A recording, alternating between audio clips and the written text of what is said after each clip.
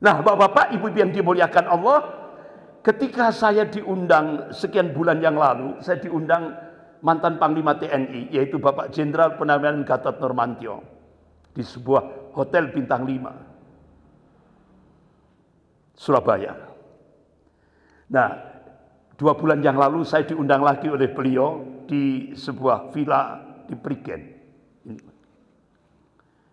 Kesimpulannya, Pak, saya diwanti-wanti oleh beliau, Ustadz, jangan sampai disampaikan di publik, karena ini rahasia negara. Jadi saya dibolehkan oleh Pak Gatot untuk menyampaikan hanya yang global. Itu tadi yang global tadi. Kalau rinciannya tidak boleh, itu rahasia negara. Sampai rumah, Pak, sampai rumah, saya nangis, Pak. Malam hari itu nangis. Ya Allah, bukan masalah dunia, Pak, bukan masalah dunia. Ya Allah, gimana nanti nasib anak cucu kami, ya Allah. Bukan masalah dunia, Pak, yang saya takutkan. Apakah nanti ke depan anak-anak cucu kita masih mentauhidkan Engkau, ya Allah? Karena apa? Dengan ini tadi, Bapak Ibu yang dimuliakan Allah, Indonesia akan dijadikan negara komunis. Selangkah lagi. Kenapa masih belum bisa berhasil? Karena 2 pilar ini masih istiqomah. 2 pilar itu apa? Umat Islam dan TNI. Ini pilar yang menyelamatkan NKRI. Masih sulit dijebol. Bapak-bapak, Ibu yang dimuliakan Allah. Nah, kemudian yang ketiga, hambatan yang kedua, positioning Pancasila sebagai musuh komunis dijebol lewat undang-undang Omnibus Law. Nah, nanti kalau undang-undang Omnibus Law ini dijalankan di Indonesia,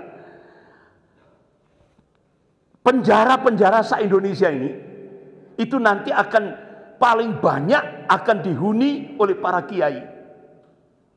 Ini yang punya pesantren-pesantren.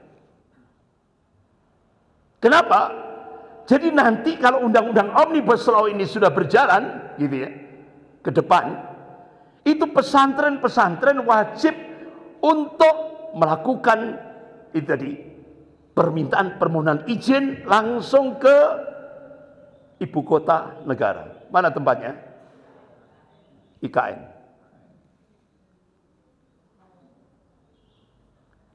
Kalau enggak, akan kena denda 1 miliar rupiah. Dan penjara maksimal 10 tahun.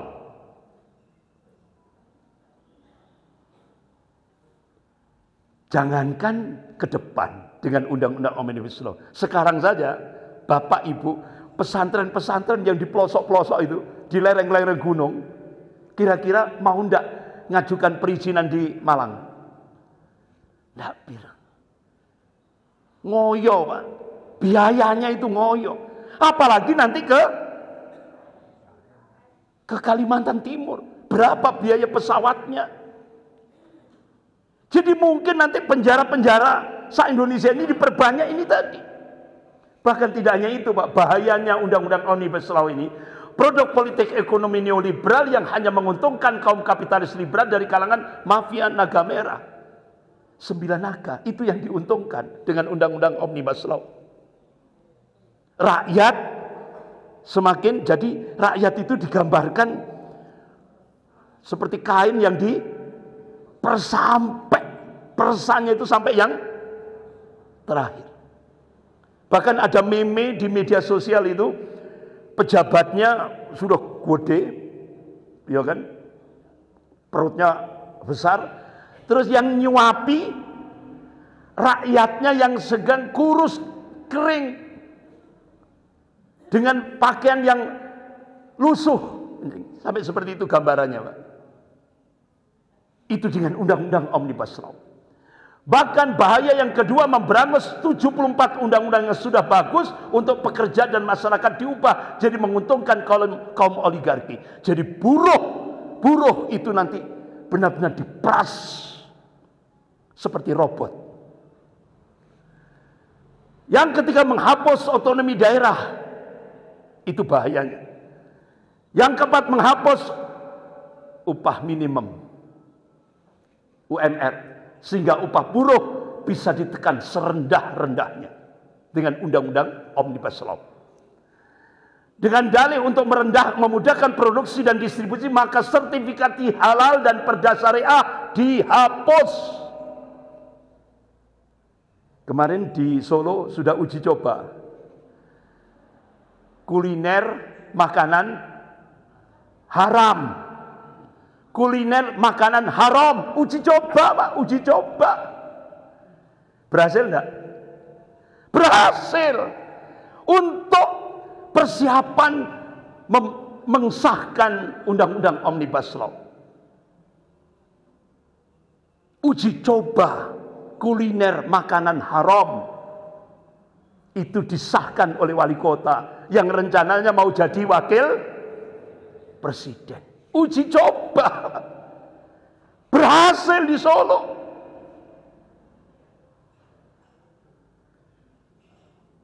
Jadi nanti kita gimana nanti, bagaimana makanan itu berarti pribadi kita nanti ketika kita menghadapi tantangan ini tadi. Sudah nggak usah saya teruskan, tambah sumpah. Ya. Bapak-bapak, yang ketiga, sikap anti komunis umat Islam di Indonesia solid. Ternyata sekarang dijebol lewat strategi divide et impera. Adu domba. Kiai diadu dengan habaib.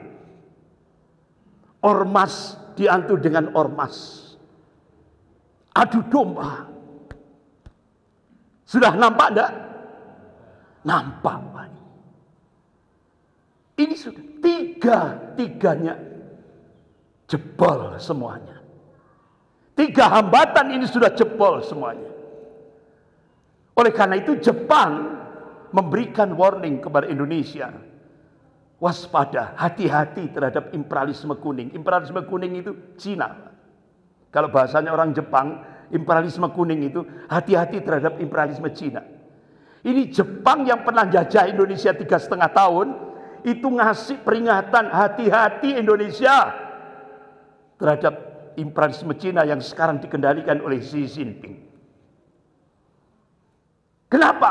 Karena Cina punya proyek besar, yaitu One Belt, One Road.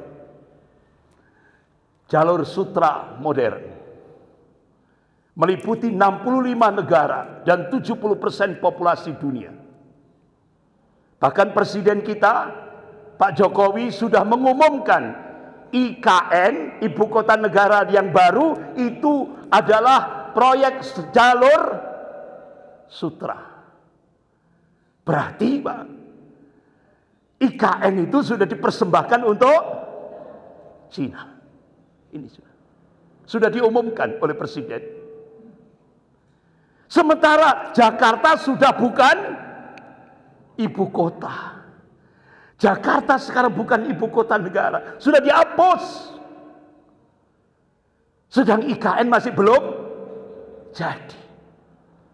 Makanya Pak Gatot, mantan Panglima TNI, kalau sekarang Indonesia diserang oleh Cina, itu Indonesia bertahan itu cuma 3 hari. Beda dengan Palestina. Umat Islam Palestina itu kan ada ormas namanya Hamas, ya kan? Itu bisa bertahan menghadapi Amerika, Israel, negara-negara Eropa, Australia, Jepang, mampu bertahan sampai hari ini. 300 hari lebih. Berarti hampir 10 bulan ya, Pak. Bertahan. Belum pernah Hamas mengibarkan bendera putih, belum. Tapi kata Pak Gatot, nanti kalau Indonesia diserang, Karena Indonesia sekarang belum punya ibu kota negara. Sudah dihapus, Jakarta sudah dihapus. Bapak-bapak, ibu-ibu yang dimuliakan Allah. Cina mengeterapkan strategi one country and two system. Satu negara, dua sistem. Yaitu sistem negara dengan elaborasi ideologi sosialis, komunis, dan sekuler kapitalis. Ini yang diterapkan oleh Cina. Dengan kata lain, model perekonomian boleh saja bebas sebagaimana kapitalisme berpola mengurai pasar, namun secara politis tetap dalam kontrol negara CQ Partai Komunis Cina. Artinya apa? Pengusaha-pengusaha Cina boleh di depan membuka ladang-ladang usaha di luar negeri termasuk Indonesia, tetapi ada backup dalam militer, yaitu di belakangnya ada tentara merah. Dan itu sudah terjadi di Indonesia. Bapak-bapak, ibu-ibu yang dimuliakan Allah. Ketika saya diundang di Jakarta, saya masuk di ruangan, ada Jenderal Purnawirawan Tiasno Sudarto, mantan Kasat. Sebelahnya ada Bapak Jenderal Purnawirawan Sunarko, mantan Danjen Kopassus. Sebelahnya lagi ada Jenderal Purnawirawan Soeharto, mantan Komandan Marinir. Dan sebelah-sebelahnya lagi itu jenderal-jenderal yang saya tidak kenal namanya. Di sebelah kanan saya Bapak Kolonel Purnawirawan siapa itu? Sugeng Waras, yang sering masuk di medsos itu. Nah, jenderal-jenderal ini menginfokan kepada saya, Ustadz Andri, di Indonesia sekarang sudah ada 3 perang. Jadi di Indonesia sekarang sudah terjadi 3 peperangan. Terasa enggak kira-kira? Enggak ada yang terasa, Pak. Enggak merasa kita. Tapi ternyata sudah terjadi 3 peperangan sekaligus. Perang yang pertama itu perang asimetris. Kalau bahasa akademiknya perang nirmiliter, non militer, tanpa lewat senjata. Tapi lewat investasi. Lewat fulus. Itu, Pak. Dan Indonesia mendapatkan bantuan hutang tahap pertama 647 triliun, itu adalah strategi perang asimetris. Yang kedua, proxy war. Boneka. Artinya Cina mencengkeram Indonesia lewat pengkhianat-pengkhianat bangsa. Boneka-boneka. Yang ketiga, perang neo-cortex war. Perang narasi, tujuannya untuk melemahkan umat Islam. Pak, Bu, tujuannya untuk melemahkan umat Islam. Siapa yang dijadikan garda terdepan perang neo-cortex war? Pertama, Panji Gumilang, Pondok Pesantren Az-Zaitun. Setelah Panji Gumilang bermasalah, ya kan, dengan hukum, diganti orang Dampit, Gufron, Pak. Itu nama aslinya Ius Sugirman, orang Sunda, orang Jawa Barat. Tapi dia tiba-tiba punya pondok di Dampit. Tiba-tiba. Akhirnya beberapa wartawan investigasi tanya orang-orang terdekatnya Gufron. Ternyata dia itu dulu mantan pengemis, Pak. Jalanan. Nah, itu direkrut oleh intelijen hitam, kemudian diusah dipola, akhirnya dia tiba-tiba jadi kiai. Habis itu langsung di backup oleh media. Apa? Dia menyatakan satu-satunya orang yang mendapatkan warisan dari Nabi Sulaiman itu Gufron. Dia dapat warisan dari Nabi Sulaiman. Apa?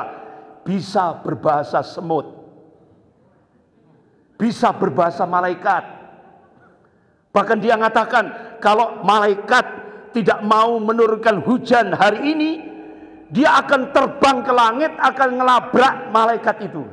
Tidak tahu pakai apa, piring terbang atau piring-piringan. Nah, model orang gila ini, Pak, itu sekarang dijadikan garda terdepan untuk perang neo-cortex war. Wong dampit, Pak.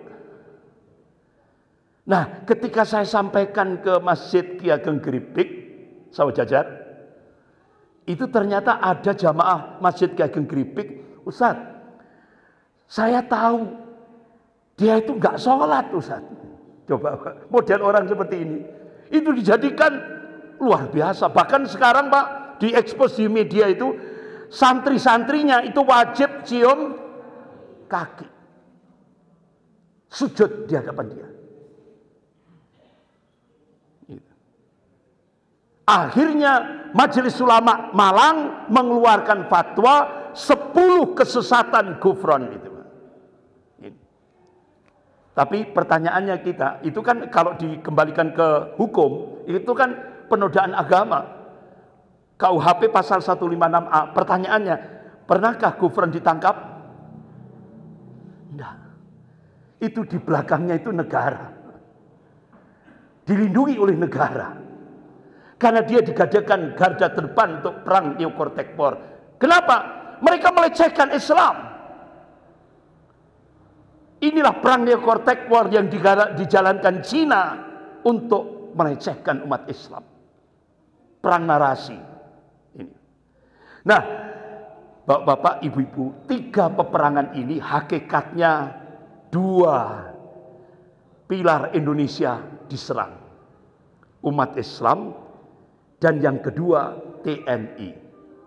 Dengan 3 peperangan ini, Bapak Ibu yang dimuliakan Allah, TNI dilemahkan dengan Undang-Undang Nomor 34 Tahun 2004. TNI sudah tidak boleh lagi masuk wilayah Sospon. Dan TNI terus dilemahkan. Sehingga akhirnya dulu TNI Kopassus itu dulu ranking 3 tingkat dunia. Sekarang turun beberapa tahun yang lalu turun urutan ke-19. Sekarang 2024 turun drastis. Makanya sekarang persenjataan yang canggih itu bukan milik TNI, tapi milik Brimob, polisi. Karena apa? Sebuah negara yang kalau yang diperkuat itu kepolisian, itu berarti negara itu akan menuju pada negara komunis. Itu Pak, inilah yang terjadi 3 peperangan. Nah sekarang Bapak-bapak, Ibu yang dimuliakan Allah, bagaimana hidden agenda mereka, agenda rahasia mereka? Mereka ingin menjadikan Indonesia negara sekuler. Ya. Jadi sasaran perang asimetris, Bapak-bapak, Ibu yang dimuliakan Allah, ini ingin membelokkan sistem sebuah negara sesuai dengan arah kepentingan kolonialisme. Indonesia akan diarahkan menjadi negara komunis. Yang kedua, melemahkan ideologi setelah mengubah pola pikir rakyatnya mengarah kepada sekuler. Agama dipinggirkan dalam kehidupan berbangsa dan bernegara. Menghancurkan food security dan energy security, dan ini sudah terjadi. Jadi ketahanan pangan, ketahanan energi Indonesia sudah bergantung ke Cina. Apa sudah diumumkan? Sudah. Lewat food security, ketahanan pangan, Pak Luhut Binsar Panjaitan sudah mengumumkan 1.000 petani Cina akan didatangkan ke Indonesia. Dan Indonesia menyiapkan 1 juta hektar tanah untuk 1.000 petani Cina. Supaya apa? Supaya Indonesia ketahanan pangannya bergantung ke, sudah diumumkan? Sudah. Ini oleh pengkhianat-pengkhianat bangsa. Nah, Bapak-bapak, Ibu yang dimuliakan Allah, akhirnya Wakil Perdana Menteri Cina Liu Yangdong datang ke hari Rabu 27 Mei 2015 setelah menghadap Presiden. Beliau langsung meluncur ke Auditorium FISIP Universitas Indonesia. Isinya apa? Konsekuensi Indonesia mendapatkan bantuan hutang tahap pertama, Indonesia wajib menjadi sebuah negara sekuler. Itu tertuang dalam nota diplomatik dengan kode referensi Beijing 1448. Nah, Bapak-bapak, Ibu yang dimuliakan Allah, Jadi pemerintahan sekuler itu, kedudukan negara sangat dipengaruhi oleh pemerintahan yang berjalan dan sangat mempengaruhi pemahaman masyarakat. Masyarakat sekuler itu lahir dari perselingkuhan pemerintahan sekuler dengan paham Islamofobia yang ditopang oleh oligarki. Sehingga akhirnya Indonesia membentuk buzzer untuk melecehkan Allah, melecehkan Rasulullah, melecehkan Al-Quran, melecehkan ulama. Sudah terjadi? Sudah. Dan buzzer-buzzer ini digaji oleh negara. Ini dari APBN. Abu Janda, Denny Siregar, Rudi Kamri, Eko Kuntadi, siapa lagi itu? Ya kan? Banyak buzzer-buzzer. Ini. Jadi tujuannya apa? Ini adalah dalam rangka untuk melemahkan umat Islam di Indonesia. Sehingga akhirnya fitnah keji mereka terhadap umat Islam di Indonesia. Dia tuduh umat Islam anti NKRI. Pernah dengar itu? Umat Islam dituduh anti NKRI, dituduh intoleran, dituduh tidak Bhinneka Tunggal Ika, dituduh makar, dituduh kelompok radikal. Ini buzzer-buzzer terus bertubi-tubi lewat media mainstream di Indonesia. Akhirnya sekarang umat Islam se-Indonesia sadar, ternyata yang selama ini menuduh umat Islam Indonesia anti NKRI, intoleran, tidak Bhinneka Tunggal Ika, makar, kelompok radikal, ternyata yang menuduh inilah yang menghancurkan negara kesatuan Republik Indonesia sekarang. Benar? Itu maling teriak maling. Nah, sampai akhirnya pimpinan pusat Muhammadiyah Profesor Haidar Nasir memberikan statement yang cukup keras. Negara jangan diatur menjadi sekuler dan liberal. Ini peringatan dari pimpinan pusat Muhammadiyah. Bahkan Profesor Yunahar Ilyas, Allahumma yarham, sudah meninggal beliau. Beliau waktu itu konferensi pers di gedung pimpinan pusat Muhammadiyah. Jadi beliau mengatakan Indonesia bukan negara sekuler. Politik tidak bisa dipisahkan dari agama. Ini konferensi pers pimpinan pusat Muhammadiyah. Nah, bapak-bapak, ibu yang dimuliakan Allah, tidak tahunya apa yang diingatkan oleh Muhammadiyah tidak digubris. Akhirnya muncul sensasi. Apa? Di UIN Sunan Kalijogo, Yogyakarta. Ada mahasiswa program doktoral ngajukan tesis dengan judul Seks di luar nikah halal.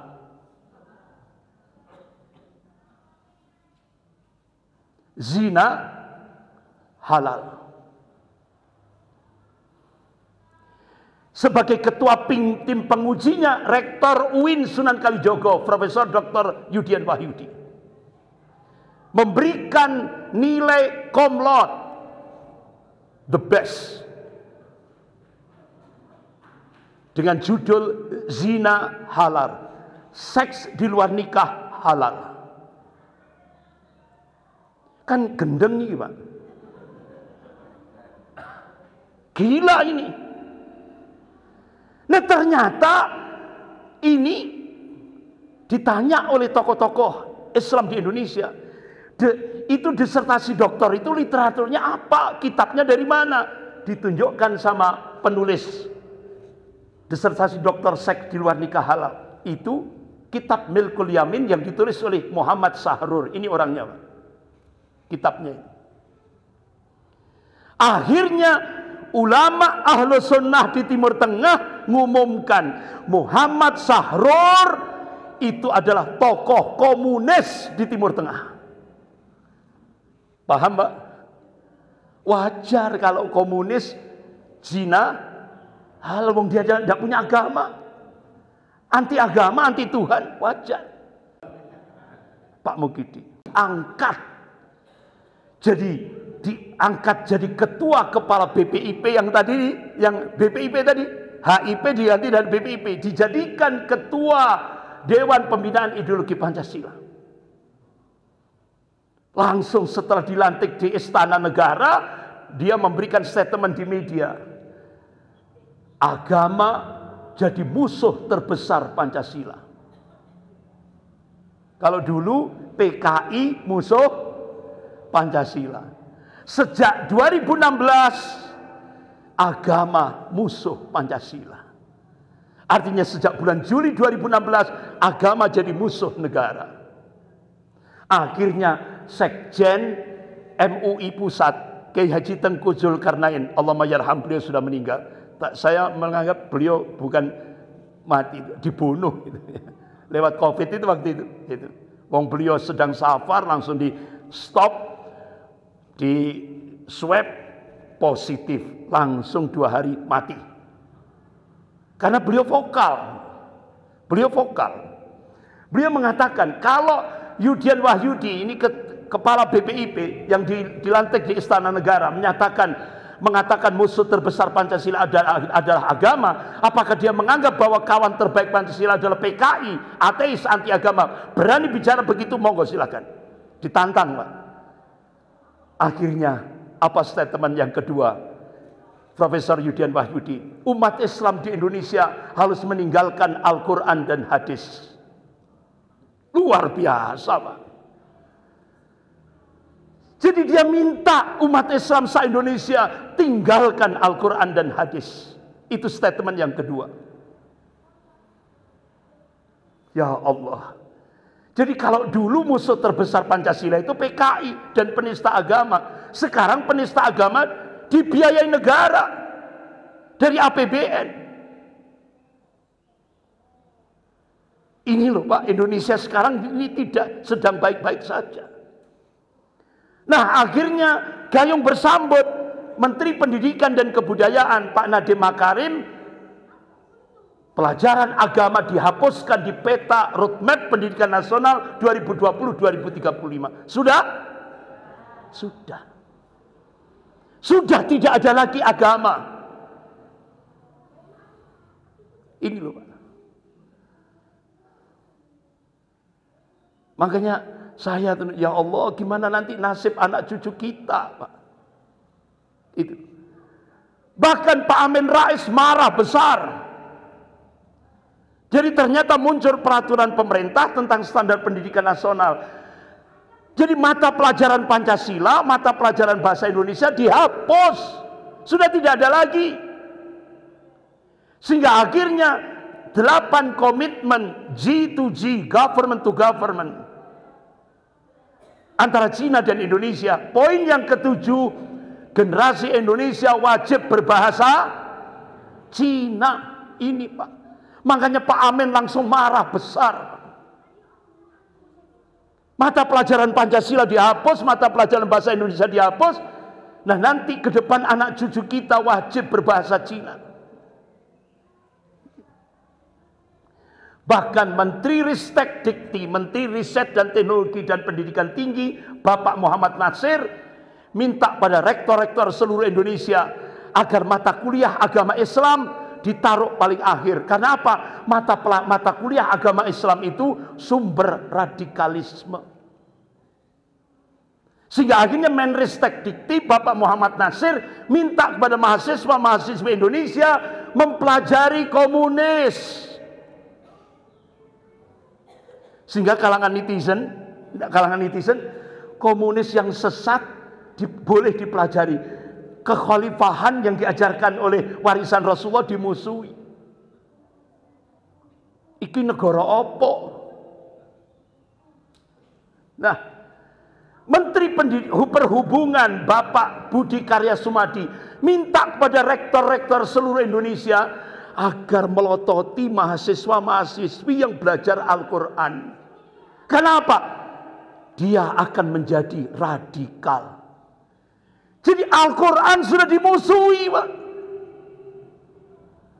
Jadi rektor-rektor se-Indonesia itu pekerjaannya double sekarang. Diminta oleh Menhub untuk melototi ini mahasiswa-mahasiswi ini belajar Al-Quran apa enggak. Nek belajar Al-Quran ini calon radikal. Agama dimusuhi. Bahkan bapak-bapak, ibu-ibu yang dimuliakan Allah, ada surat edaran resmi di Jawa Tengah. Ini anak-anak yang biasanya di TPA itu Taman Pendidikan Al-Quran kan ada tepuk aku anak soleh. Jadi ini ada yel-yel tepuk anak soleh. Itu isinya ya, isinya gini. Aku anak soleh, rajin ngaji, rajin sholat, orang tua dihormati, kita Islam sampai mati, la ilaha illallah, Muhammad Rasulullah, Islam yes, kafir no. Itu tidak boleh diajarkan pada anak-anak muslim. Larangan. Dilarang sudah Pak. Ini resmi di Jawa Tengah. Jawa Timur belum ya? Ini Jawa Tengah sudah dilarang. Nggak boleh ngajari anak-anak kita. Ini, aku anak soleh, rajin ngaji, rajin sholat, orang tua dihormati, kita Islam sampai mati, la ilaha illallah, Muhammad Rasulullah, Islam yes, kafir nur. Nggak boleh diajarkan yel-yel itu pada anak-anak. Ini resmi Pak, Jawa Tengah. Larangan. Jadi anak-anak cucu kita dijauhkan dari Islam. Ini di Jawa Tengah. Sampai akhirnya Profesor Din Samsudin, mantan pimpinan Pusat Muhammadiyah, beliau marah ketika Menteri Agama Pak Fahru Razi itu menarik kembali buku-buku yang sudah jadi pelajaran MTS, Madrasah Sanawiyah, Madrasah Aliyah, itu tentang Khulafaur Rasyidin, kekhalifahan Khulafaur Rasyidin. Itu katanya radikal. Akhirnya itu mau ditarik. Nah kalau sudah ke sahabat Khalifah Abu Bakar, Umar, Utsman, Ali radhiyallahu anhum tidak boleh diajarkan, berarti apa kira-kira? Kita mau diarahkan kemana? Ini sampai akhirnya Profesor Din Samsudin sudah nggak usah ada Kementerian Agama, Kementerian Anti Radikal gitu aja. Marah beliau Pak, Profesor Din Samsudin. Nah ini puncaknya. Sebagai penutup Pak, sebagai penutup, Dr. Andes Anas Saidi, Deputi Bidang Pengkajian dan Materi Unit Kerja Presiden Pembinaan Ideologi Pancasila, di hadapan pemuda-pemuda se-Indonesia di Hotel Arya Duta Jakarta. Di Indonesia sekarang boleh menerima ideologi ateis. Murtad pun boleh. Astagfirullah. Ini dimuat di media. Jadi sekarang di Indonesia ideologi ateis diperbolehkan. Anti Tuhan dibolehkan. Murtad pun boleh. Coba, begitu mudah dia ngomong murtad pun boleh. Padahal kalau kita kembalikan pada nas, Allah ingatkan dalam surah Al-Baqarah ayat 217 ini. A'udzubillahi minasyaitonir rajim. Wa may yartadda minkum an dinihi, barang siapa yang murtad keluar dari agama Allah ini, fayamutu wa huwa kafirun, kemudian dia mati dalam keadaan kafir, artinya tidak balik lagi ke Islam. Fa ulaika habitat a'maluhum fid dunya wal akhirah, maka sia-sialah kebaikannya dalam kehidupan dunia, kehidupan akhirat. Ulaika ashabun nar, mereka calon penghuni neraka, hum fiha khalidun, selama-lamanya. Ini bahayanya murtad Pak. Abadan dia di neraka selama-lamanya. Tapi menurut Deputi Bidang Pengkajian dan Materi Unit Kerja Presiden, membolehkan murtad. Ateis pun boleh. Nah bapak-bapak, ibu-ibu yang dimuliakan Allah, kita tidak boleh diam menghadapi kondisi seperti ini. Allah memberikan motivasi dalam surah Ar-Ra'd ayat 11. A'udzubillahi minasyaitonir rajim. Innallaha la yughayyiru ma biqaumin hatta yughayyiru ma bi anfusihim. Sesungguhnya Allah tidak akan merubah kondisi satu kaum hingga kaum itu merubah apa yang ada pada dirinya sendiri. Ini quantum change, quantum perubahan yang diberikan oleh Allah. Artinya apa? Kalau kita korelasikan di Indonesia, Allah nggak akan merubah nasib umat Islam di Indonesia kalau umat Islam di Indonesia tidak mau berubah. Ayo kita berubah. Dari mana? Masjid Mutahharun. Kita jadikan basis untuk membangun pusat membangun kuatul ummah, kekuatan umat. Didukung siapa? Keluarga-keluarga muslim harus mendukung. Lembaga pendidikan Islam atau pesantren mendukung. Jadi 3 komponen ini harus berjalan sinergi, topang menopang. Masjid jadikan sebagai pusat kekuatan, bangun kekuatan umat. Untuk apa? Ciptakan kehidupan Islam berdasarkan syariah. Insya Allah kita akan dimampukan oleh Allah untuk menghadapi sistem kehidupan sekuler yang sekarang sudah dijalankan ini, yang sudah berjalan di seluruh Indonesia. Ayo 3 komponen, masjid, mutahharun, keluarga-keluarga muslim, lembaga pendidikan atau pesantren berjalan sinergi. Ayo kita munculkan, menegakkan kehidupan Islami. Karena kita menghadapi kehidupan sekuler yang implikasinya dahsyat. Yang sudah kita saksikan sekarang ini. Kerusakan dan semua lini kehidupan berbangsa dan bernegara. Benar? Nah. Siap berubah? Siap kita bangkit? Takbir. Allahu Akbar. Sekian, lebih kurangnya saya mohon maaf yang sebesar-besarnya. Kita akhiri dengan doa kita akhiri dengan bacaan hamdalah dan doa kafarat majelis. Alhamdulillahirabbil alamin. Subhanakallahumma wa bihamdika asyhadu an la ilaha illa anta astaghfiruka wa atubu ilaik. Wabillahi taufiq wal hidayah. Wassalamualaikum warahmatullahi wabarakatuh.